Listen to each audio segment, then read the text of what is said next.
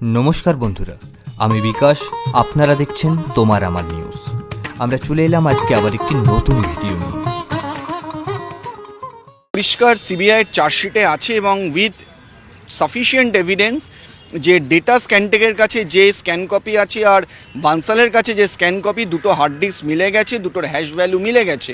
আরেকটা বিষয় হলো ইনভেস্টিগেশনে বেরিয়ে এসছে যে আরটিআইয়ের ইনফরমেশনের ক্ষেত্রে বানসালই এসএসসিকে প্রোভাইড করতো, যেখান থেকে ওয়েমার দেওয়া হতো। 2016 সালের পরীক্ষার প্যানেলের গ্রুপ সি, গ্রুপ ডি, নবম, দশম, একাদশ, দ্বাদশের গোটা প্যানেলই বাতিল করে দেয় কলকাতা হাইকোর্ট। একমাত্র সোমা দাসের চাকরি বহাল রাখে আদালত, কারণ তিনি ক্যান্সারের রোগী। কলকাতা হাইকোর্টকে চ্যালেঞ্জ করে সুপ্রিম কোর্টে আপিল মামলা করে রাজ্য। সেই স্কুল সার্ভিস কমিশনের চাকরি বাতিল মামলার রায়দান আপাতত স্থগিত রাখল সুপ্রিম কোর্ট।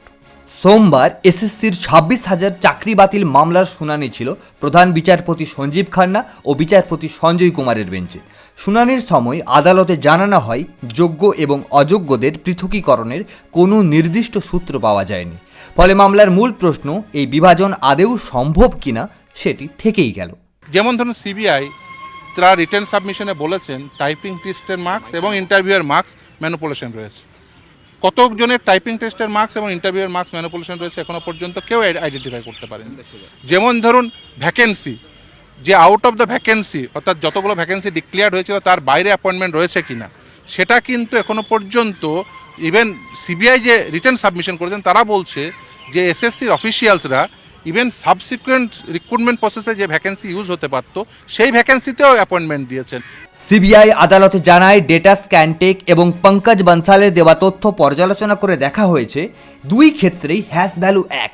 তবে পঙ্কজ বানসালের কাছ থেকে পাওয়া তথ্যকে সিবিআই বেশি গুরুত্ব দিচ্ছে।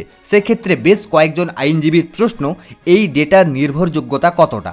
প্রধান বিচারপতি বেঞ্চেরও মত, পঙ্কজ বানসালের থেকে প্রাপ্ত তথ্য সন্দেহের ঊর্ধ্বে নয়। সব পক্ষের বক্তব্য শোনার পর সেই মামলার চূড়ান্ত শুনানি শেষ রায়দান স্থগিত রাখল আদালত।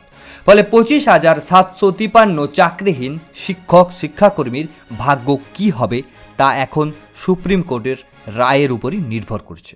প্রতিষ্ঠিত আইন, সেগ্রিগেশন সম্ভব না হলে পুরো সিলেকশন প্রসেস বাতিল হয়, এটাই প্রতিষ্ঠিত আইন।